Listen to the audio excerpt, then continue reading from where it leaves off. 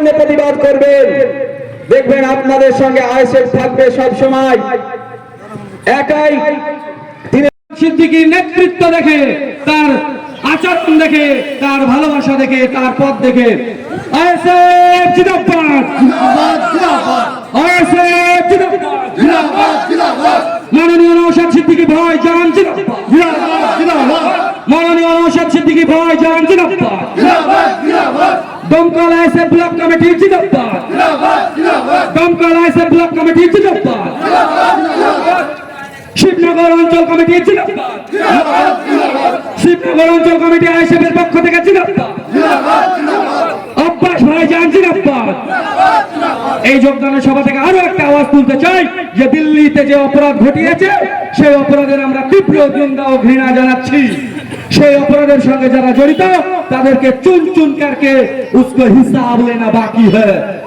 जो तुम सरकार में यहाँ बैठे हो ना, अरे अमित शाह जी आपको कह रहा हूं मैं, आपके अंदर में देखना चाहता हूं जे जो लोग इस धमाके के पीछे है उसके हिसाब होना चाहिए, हिसाब होना चाहिए नहीं चाहिए?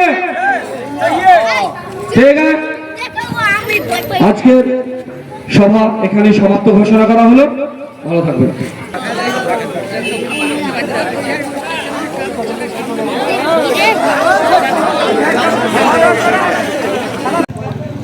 সাধারণ মানুষকে আমরা আশ্বস্ত করতে চাই যে এই এসআইআর নিয়ে কিছু দল বিভ্রান্ত ছড়াচ্ছে।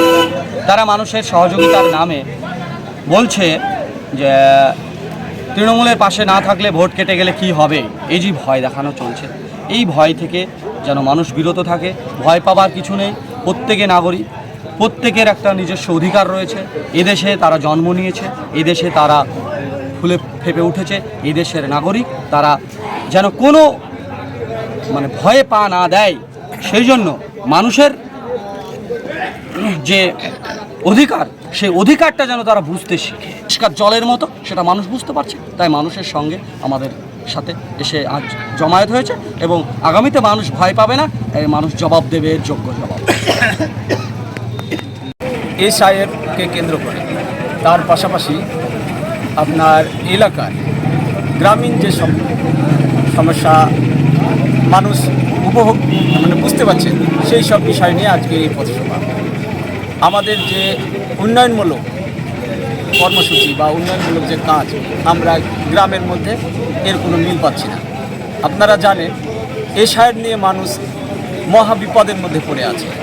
মনে হয় মানুষ ঠিকঠাক ঘুমাতে পারছে না, এমনকি অনেকেই আত্মহত্যা করছে এই নেতা নেত্রীদের কথায়।